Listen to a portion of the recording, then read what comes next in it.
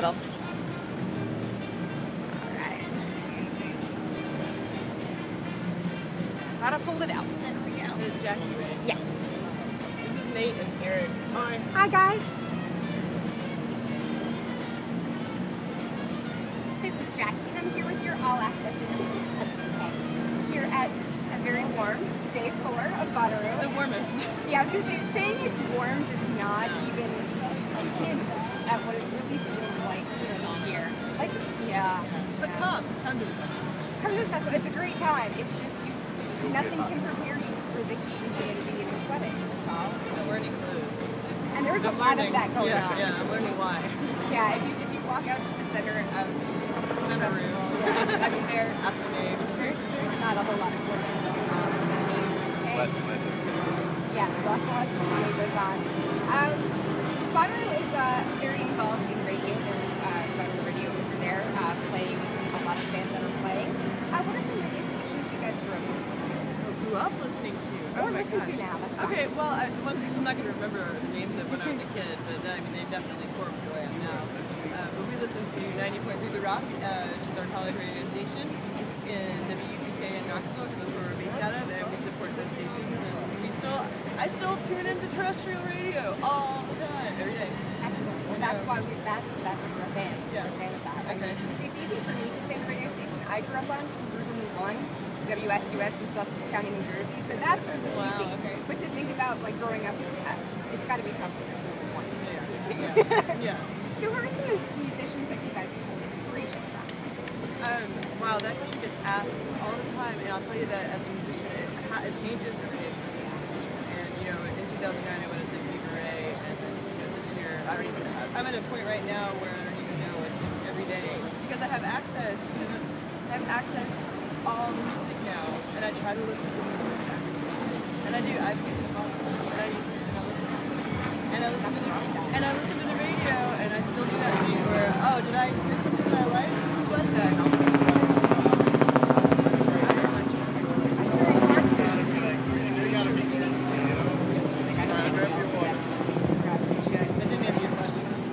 I danced around that. That was good. Yeah. That was good. Okay. Fair enough. Yeah. Tell us about your most recent release. Ouroboros and the Black Dove we did in Pennsylvania, where this guy is from, and we're pretty happy with it. It was a transitional period from being more of a sort of cabaret, funky piano duo to electronic, what I'm now calling electro glam. Today, so it was that transitional period between playing piano and doing everything with synthesizer. And that's kind of a jump. How did that evolution happen? I've been obsessed with computers most of my life, and I've been obsessed with Ableton Live for about a decade now, and I finally figured out how to use it. So it took 10 years, but I got it now. So that was the transition. I sort of feel like growing up in what I'm going to assume is our generation, they're very similar. Yeah. You know, we came to teenagehood when the internet was really becoming something that everyone started to have in their household. Oh wow, you think I'm younger than I am. Cool. I did not have the internet. In college, I didn't have the internet, but you know. Okay. But we're in Tennessee. We're in Tennessee. They didn't get the internet until last year. I was going to say until very recently. Fair enough. Sorry, we're derailing this. It's okay. So your son really has evolved over the 7 years we've been together, and that makes sense. I mean, it's a natural progression for anyone. How do you guys bring what you do in the studio and recording to a live audio stage? I like to answer. Sure. I think it's the other way around. We try to bring what we do live to the studio. Okay. It's always like you want that element. You want an album or a recording to be special, but for that setting. But you also want it to give you that want to go see us live. And live is where we shoot. And that's what we love being on stage. Probably the thing, which is why we like this crazy heat stuff. Pulling ticks off myself earlier. I mean, it's all for because we got a stage and it was an awesome stage. Now it's obviously why you Yeah. That's fair enough. So how do you guys make sure you leave a lasting impression with fans? I think we incorporated a visual element, definitely, and we had matching costumes, and we got the guitar, which definitely turns heads because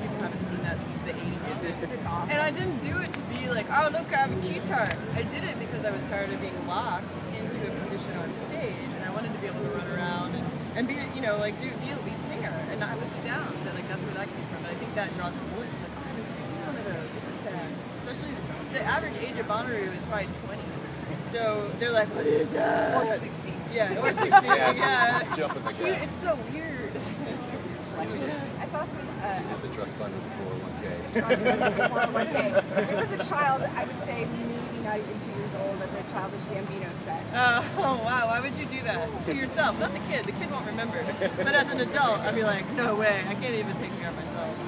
Both of them, I felt that for. I wasn't really sure which.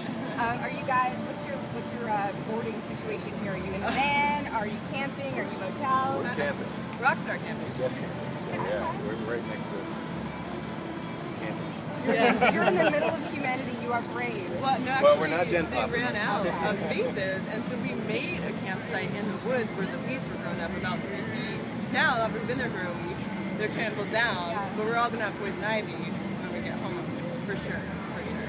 It's hard to go from that to like, let's put on glitter suits and go be rock stars. It's gross, but it's awesome. But it's awesome. We've had some great times just hanging out with campers with our neighbors. It's not like we rucksacked it into the woods. We have camels. There you go. That's good. And I am sure, and I will admit that I am a wuss. I do not camp at festivals, but I'm sure it's an large part of it. Where are you staying? Oh, nice. It's not a great place to be, but there is a bed and a shower, Yeah. so I won't complain for a second. Yeah, there's 80,000 people here that don't have access to anything. It is a wasteland. It's beautiful. It's beautiful. It's a beautiful wasteland. What are some sets that you are excited to see? There's a lot. There's still a lot more music to see. There is. I mean, Billy Joel, I can't lie. When I was a kid, I learned how to play Piano Man on the piano, and I was like, I want to be Piano Man. Do I have to change my sex? I'm gonna do it. But you know, I learned it. Blowing Billy Joel with guitar because I would love it. Oh, I was gonna start a petition to see if I could just get him on stage and play with him because I know all the songs. I would support that as well. Yeah. And nobody's seen Billy Joel. Like, who's seen Billy Joel? There's one dude in the president, but he was probably older than us. Yeah. And that man's had a Ed Helm song when he was 13. Yeah. He's the one guy that and he was the oldest guy. Right.